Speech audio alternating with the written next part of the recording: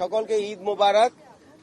আপনাদের সকলের অবগতির জন্য আমরা জানাচ্ছি যে গত প্রায় এক মাস যাবৎ আমরা দুই সিটি কর্পোরেশন আমাদের অনেক ধরনের প্রতিবন্ধকতা আছে এবং বিশেষ ধরনের কিছু রাজনৈতিক কর্মকাণ্ডের কারণে আমাদের পুরো কাজকর্মই আমাদের স্থবির করে দেওয়ার মতো একটি চ্যালেঞ্জের মধ্যে দিয়ে কিন্তু আমরা এই বর্জ্য ব্যবস্থাপনা করছি। তারপরেও আমার অংশে একটু ফ্লেক্সিবিলিটি ছিল, কাজের পরিবেশ আছে, সেই কারণে আমরা গত এক মাস যাবৎ বিভিন্ন স্তরে আমরা প্রিপারেশন নিয়েছি।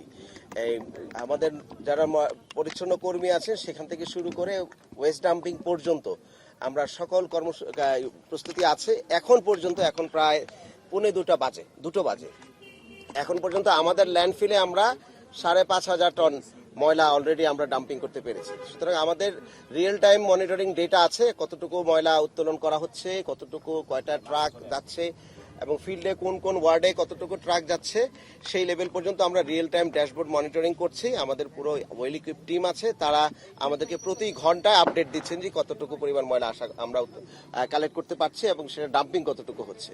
আমরা আশা করছি উত্তর সিটি কর্পোরেশনে 20,000 টন ময়লা আমরা প্রডিউস হবে সেটা আমরা কালেকশন করে আমরা ডাম্পিং করতে পারবো এবং দক্ষিণ সিটি কর্পোরেশনেও 20,000 টন কিংবা তার চেয়ে বেশি ময়লা কিন্তু এবার কালেকশন করা হচ্ছে।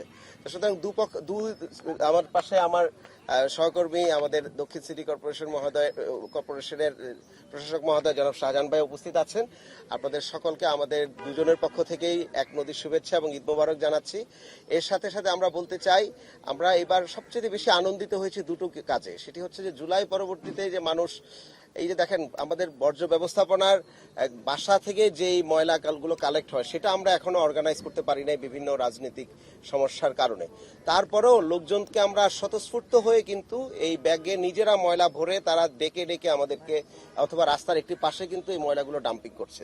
তো সেই জন্য আমরা ঢাকাবাসীকে আসলে ধন্যবাদ জানাই যে এই যে একটা বিহেভিয়ারাল চেঞ্জ আসছে, সেই চেঞ্জটা আমরা আসলে খুবই ইতিবাচকভাবে দেখছি। এবং আপনারা অলরেডি লক্ষ্য করেছেন যে ডেটা আমরা বললাম, সেই ডেটাতে আমরা খুবই আশাবাদী যে আমরা এবারের ময়লা বর্জ্য ব্যবস্থাপনায় যেভাবে সিটিজেনরা এগিয়ে আসছেন সেখানে অন্য কোনো ধরনের রেজিস্ট্যান্স কেউ চাইলেও আসলে সিটি কর্পোরেশনের যদি সার্ভিস আমরা দিতে চাই এবং মানুষ যদি এটাকে সহায়তা করতে চায়, মাঝখানে কোনো গোষ্ঠী চাইলেও এটাকে বন্ধ করতে পারবে না। সুতরাং এটা একটা গুড সাইন যে জুলাইয়ের পরে যে লোকজন নিজেরা এসে রাষ্ট্র মেরামতের জন্য কিংবা এই যে একটা ক্রাইসিস, তো এগুলো তো একটা ক্রাইসিস না, এটাকে কিভাবে মিটমাট করা যাবে।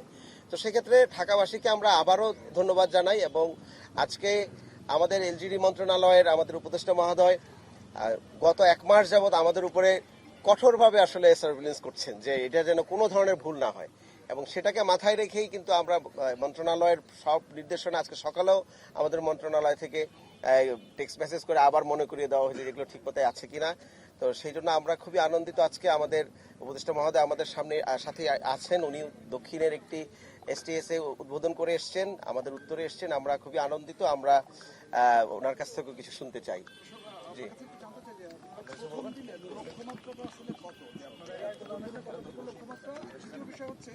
আমরা বরাবরই দেখে থাকি যে হাটের বর্জ্য ব্যবস্থাপনাটা কিন্তু আসলে হাট শেষ হয়ে যাওয়ার পরে তারা সবকিছু ফেলে চলে যায়।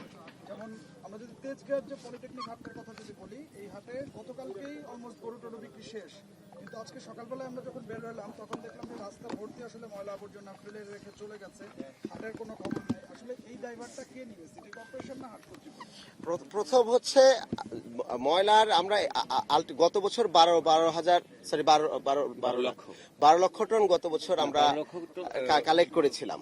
12 লক্ষ কোরবানি হয়েছিল। তো এইবার আমরা 20,000 টন হচ্ছে আমাদের টার্গেট। তো প্রথম দিনে আমরা এটা 80% কালেকশন হবে আমরা মনে করি, 80% ময়লা যা প্রডিউস হবে তার আমরা 80%-এর মতো কালেক্ট করতে পারবো।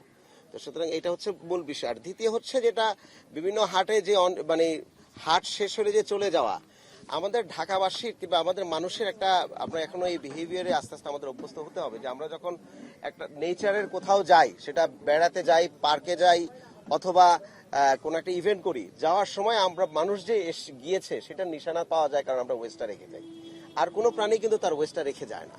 তো সুতরাং আমরা তো অন্য প্রাণীর কাছ থেকে কিছু শিখিও না যে এখান থেকে কিভাবে এই প্রকৃতির সাথে কিভাবে বসবাস করা যায়। আমরা এগুলো ধরে নিয়েই এই হাটগুলো দিয়েছি। আপনারা দেখেছেন যে আপনাদের সাথে যখন কথা হয়েছে বিভিন্ন সময় আমরা বারবার বলেছি যে রাস্তার মধ্যে খড় কুটা, এই যে তারপরে হচ্ছে যে বিছানা বাঁশ এগুলো কিন্তু পড়ে থাকবে, কারণ আমরা মানুষের বিহেভিয়ার জানি, যেহেতু আমরা নগর সেবা দিই, এবং এটা মেনে নিয়েই আমরা এই নগর সেবা দিচ্ছি এবং এগুলোকে আমরা কালেকশন করছি, আমরা নিজেরা কালেক্ট করবো। এটা আমাদের দায়, আমাদের দায়িত্ব, এটা আমরা কালেক্ট করবো।